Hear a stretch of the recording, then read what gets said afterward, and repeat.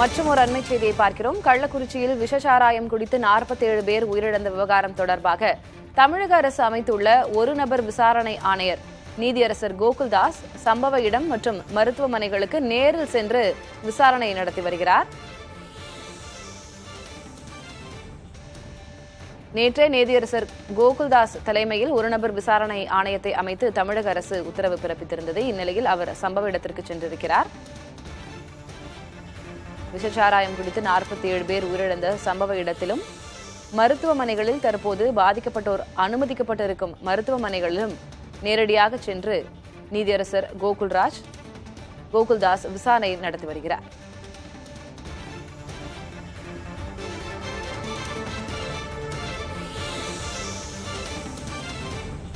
இச்சம்பவம் குறித்து கருணாபுரம் மக்களிடமும் அவர் நேரடியாக பேசி விசாரணை மேற்கொண்டிருக்கிறார். நேற்று இவர் தலைமையில் ஒரு நபர் விசாரணை ஆணையம் அமைக்கப்பட்ட நிலையில் இன்று கள்ளக்குறிச்சி கருணாபுரத்திற்கு அவர் சென்றிருக்கிறார். அதேபோல மருத்துவமனைகளில் அனுமதிக்கப்பட்டிருப்பவர்களிடம் அவர் சென்று நேரடியாக பேசி ஆய்வு செய்து வருகிறார். அண்மை செய்தியாக பார்க்கிறோம்.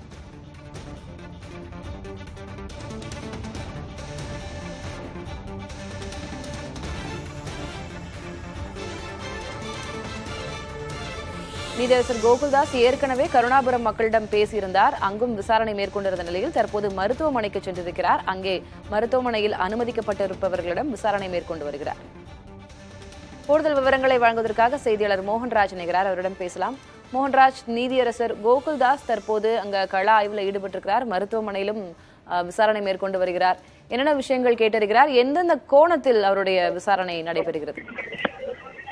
திலகவதி, கள்ளக்குறிச்சி கள்ளச்சாராய உயிரிழப்பு விவகாரம் தொடர்பாக தமிழக அரசு விசாரணை நடத்திட ஒரு நபர் விசாரணை ஆணையத்தை அமைத்திருக்கிறது. நீதியரசர் கோகுல்தாஸ் அந்த விசாரணையில் தற்பொழுது ஈடுபட்டு வருகிறார்.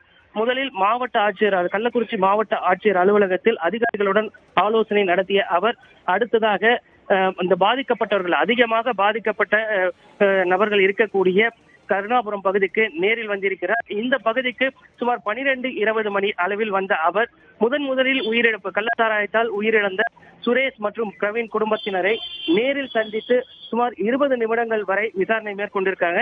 அதாவது அவர்களிடம் இந்த பாதிக்கப்பட்ட குடும்பத்தினரும் பல்வேறு கேள்விகளை அவர்கள் முன்வைத்திருக்கிறார்கள். அதற்கு உரிய பதிலை இந்த குடும்பத்தினர் வழங்கி இருக்கிறார்கள்.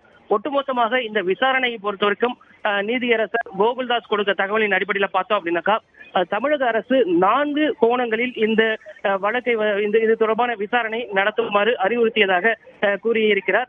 அதன் அடிப்படையில் தற்பொழுது இந்த விசாரணை தொடங்கப்பட்டிருக்கிறதாகவும் அவர் தெரிவித்திருக்கிறார். விசாரணையில் ஒட்டுமொத்தமான முடிவில் அரசுக்கு அறிக்கை சமர்ப்பிக்கப்படும் அப்படிங்கிற ஒரு விவரத்தையும் அவர் சொல்லியிருக்கிறாரு. இந்த விஷயத்தை பொறுத்த வரைக்கும் பார்த்தோம் அப்படின்னாக்கா இந்த கருணாபுரம் பகுதியில் சுரேஷ் மற்றும் பிரவீன் வீட்டில் தற்பொழுது விசாரணைக்கு சுமார் 20 நிமிடங்கள் வரை நேரில் விசாரணை மேற்கொண்ட நீதியரசர் கோகுல்தாஸ் தற்பொழுது கள்ளக்குறிச்சி அரசு மருத்துவக் கல்லூரி மருத்துவமனைக்கு சென்றிருக்கிறார்.